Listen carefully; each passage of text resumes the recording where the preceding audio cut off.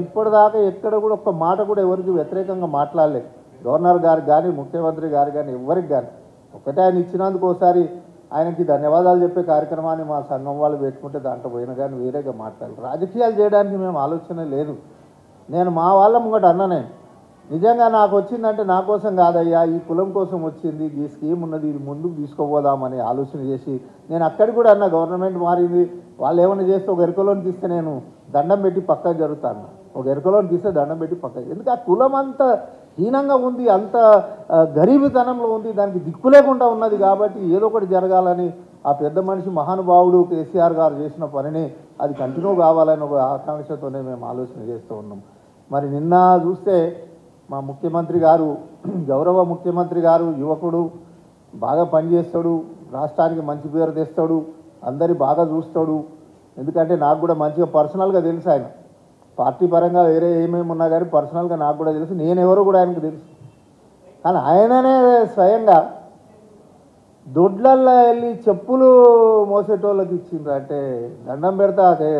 రేవంత్ రెడ్డి గారు, నా జీవితంలో ఎవరు చెప్పులు ముట్టుకోలేదు ఆయన. ఇక మీ జీవితాలు ఏందో, మీ రాజకీయ జీవితాలు ఏందో నాకు తెలియదు. ఐఎమ్ నాట్ ఏ పొలిటీషియన్, నేను పొలిటీషియన్ కాదు, నేను ప్రజాసేవకుని.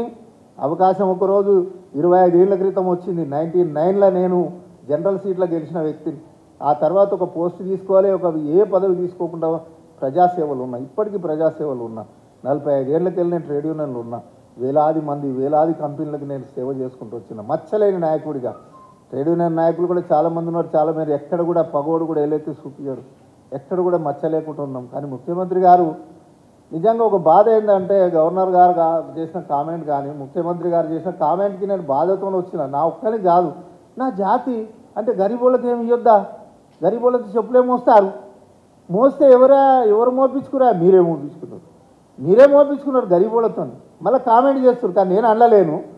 ఎవడైనా ఉండొచ్చు, మా పొరగాడు ఎవడన్నా చెప్పులు తీస్తే తీయొచ్చు, బీదరికము గరీబ్తనము మీ దగ్గర మొయ్యొచ్చు. కానీ ఇక మేము ఎక్కడ కానరాకుండా సమాజంలోనే లేకుండా పోవాలి. రాజ్యాధికారం అనే దాంట్లో కనీసం ఒక అసెంబ్లీలో ప్రజలకి ప్రభుత్వానికి విన్నపించుకున్న ఒక అవకాశం, ఒక గొంతు దాన్ని పూర్తిగా స్మాష్ చేసేయాలి. దాన్ని ఒక అహంకారం, ఒక అధికార అహంకారంతో మీరు దీంతో చేస్తూ ఉన్నారు. ఈరోజు అది పద్ధతి కాదు. మంచి రాష్ట్రం, మనం కొట్లాడుకున్నాం, చాలా కొట్లాడినాం, చాలా ఉద్యమాలు చేసినాం, రాష్ట్రాన్ని సాధించుకున్నాం. దయచేసి నేను ఒకటే చెప్తున్నా, పద్ధతిగా మాట్లాడండి ముఖ్యమంత్రి గారు. మీరు ఏదో ఎవరో మాట్లాడారు, ఉద్యమ కాలంలో ఎన్నో మాట్లాడుకున్నాం, అది అవసరమైంది మాట్లాడి. రాష్ట్రం వచ్చినాక పరువు, మన మర్యాద, మన తెలంగాణ గౌరవం చెయ్యండి. యువకుడు ఉన్నాం, మంచి అవకాశం వచ్చింది, మంచిగా చేయాలి, మంచిగా మాట్లాడాలి, ఎవరు ఎట్లా అనేది తెలుసుకొని మాట్లాడాలి.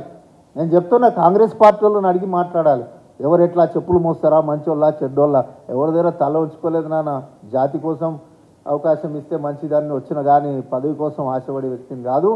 కాబట్టి అట్లా మాట్లాడొద్దు దయచేసి, అది తప్పు. నా వర్గాలు, నాకు వేలాది ఫోన్లు వచ్చినాయి నిన్నటికెళ్ళి. ఏంది మాట, ఏమి ముచ్చట, కేసు వేయాలి, దీని మీద అట్రాసిటీ కేసు వేయాలి, ముఖ్యమంత్రి క్షమాపణ చెప్పాలని డిమాండ్ చేస్తున్నది ఈ జాతి. ముఖ్యమంత్రి క్షమాపణ చెప్పాలి. ఎట్లా మాట్లాడతావు నువ్వు? బీదోళ్ళని చెప్పులు మోస్తోళ్ళా? అందరు చెప్పులు మోస్తోళ్ళేనా? గరీబోడు ఎవడని ఉంటే, ఏదైనా జీతగాడు ఉంటే ఏ కులపోడైనా చెప్పులు తీస్తుండొచ్చు, ఏదైనా శిష్యుడు ఉంటే గురువు చెప్పులు ముట్టుకుంటుండొచ్చు. కానీ వ్యక్తిగా నేను ఏ గురువుకి, ఏ శిష్యునికి, ఎవరిని చెప్పులు ముట్టలే. దయచేసి ఆ రకంగా ముఖ్యమంత్రి గారు మాట్లాడొద్దు. కాబట్టి జాతి బాధపడుతున్నది. నా జాతి సంతోషపడడానికి నువ్వు ఏం చేస్తావు? క్షమాపణ చెప్తావా? మరి ఇంకెవరెవరు ఏం చేస్తారో నాకు తెలియదు. చాలామంది కూడా మాట్లాడుతూ ఉన్నారు.